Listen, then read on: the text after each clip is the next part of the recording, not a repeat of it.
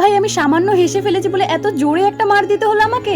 দিনটা ছিল নীলাবতী পর্ব 13 শুটের দিন। আমি রাত থেকেই ভেবে নিয়েছিলাম যে আমি একদম হালকা পাতলা পুরোনো একটা তাঁতের শাড়ি পরবো, যেহেতু একটু গ্রাম্য গ্রাম্য ভাব আছে তার জন্য ওটা চলে যাবে। বাট সকালে যখন আমি শাড়িটা বের করি তখন আমার বোনের একদমই পছন্দ হয় না। ও আরো 2-3টে শাড়ি আমার জন্য নিয়ে আসে। ও আমাকে বলে এগুলোর মধ্যে যে কোনো একটা ট্রাই কর, বাট ওটা পরিস না। এই শাড়িটা আমার একটু ভালো লাগছিল কিন্তু ক্যামেরাতে একটু বেশি ফোকাস মারছিল। আমি ওকে বলছিলাম যে এই শাড়িটা ঠিক আছে কিনা, ও কোনো রেসপন্সই করলো না। তার জন্য আমি ভাবলাম যে এটা পরে নি, কিন্তু আমার মনের মধ্যে না একটু খুঁতখুত করছিল, কারণ কেউ যতক্ষণ না আমাকে বলবে যে না এই শাড়িটা ভালো লাগছে ততক্ষণ আমি ওটা পরতে পারি না। তার জন্য আমি ঠিক করলাম আমি যেটা বের করেছি আমি সেটাই পরবো, যাই হয়ে যাক। বাট আমার বোন এসে বললো এই শাড়িটা নাকি লতার জন্য একদম পারফেক্ট আছে, বাট আমার জন্য একদমই ঠিক, কারণ যেহেতু এই পর্বে একটা অনুষ্ঠান রয়েছে। তা ওকে আমি কি করে বোঝাবো এই গরমে এই শাড়িটা পরে সারাদিন থাকার কষ্টটা। এটা হচ্ছে আমার ফাইনাল লুক, মোটামুটি ঠিকই লাগছে, বাট ভেতর ভেতর আমি জানি যে গরমে কি কষ্ট হচ্ছে আমার। এর থেকে নীলু যখন কষ্টে ছিল সেটাই বেটার ছিল, অন্তত গরমে তো মরতে হতো না, একদম নর্মাল শাড়ি থাকতো। যাই হোক, এখন আমাকে এই শাড়ি পরে যত রাজ্যের কাজ করতে হবে। আমার মা ভোরবেলা উঠে আমার জন্য না সবকিছু রান্না করে রেখে দিয়েছিল, জানে যে আমার ভাত কাপড়ের অনুষ্ঠান, মানে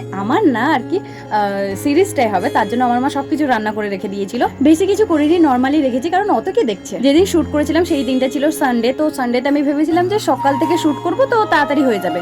বাট এই মহারানী এসছে বেলা 12টায়, সারা রাত জেগে ও নাকি 5টার সময় ঘুমোতে গেছে। না মানে সিরিয়াসলি সারা রাত জাগে কি করে এরা? আমি তো পারবোই না ঘুমোলে আর টাইমে না খেলে, আমার তো ডায়লগই বেরোবে। আর এইখানে দেখো এই মহারানীকে দিয়েছিলাম আমি মিষ্টি বের করতে, এতই গাধা সে মিষ্টির রস অব্দি মিষ্টিটাকেই পুরো ঢেলে দিচ্ছে। মানে মাথায় একটুখানি বুদ্ধি নেই। ওকে যদি কিছু বলি যে যা গিয়ে ধরে নিয়ে, তাহলে ও বেঁধে ছেদে নিয়ে চলে আসে। না মানে আমি এটাই বুঝি না যে এইরকম পাবলিক শুধু আমার ভাগ্যেই কেন জুটে। আর এইখানে দেখো আরেকজন চলে এসেছে, ওর তো আমাকে ডিস্টার্ব করা হচ্ছে স্বভাবে দাঁড়িয়ে গেছে। ও মিষ্টির গন্ধ পেয়েছে, মিষ্টি খেতে চলে এসেছে। আমাদের বিল্লিটা না এত মিষ্টি খায় বলার মতন নয়, মানে মানুষ যেরকম মিষ্টি খায় ও তেমন মিষ্টি খায়। তো এখানে আমাদের সবকিছু রেডি হয়ে গেছে, আর এখানে সিনটা ছিল আমি বসবো আর ও আমার দিকেই তাকিয়ে থাকবে। বাট ও এমন ভাবে তাকিয়ে আছে, আমার এত হাসি পাচ্ছে আমি নিজেকে কন্ট্রোলই করতে পারিনি। এটার জন্য আমাকে মারও খেতে হয়েছে, আমি নাকি লেট করাচ্ছি। এবার তোমরাই বলো, আমার যদি এই সিচুয়েশনে হাসি পায় তো আমি হাসিকে কি করে কন্ট্রোল করব?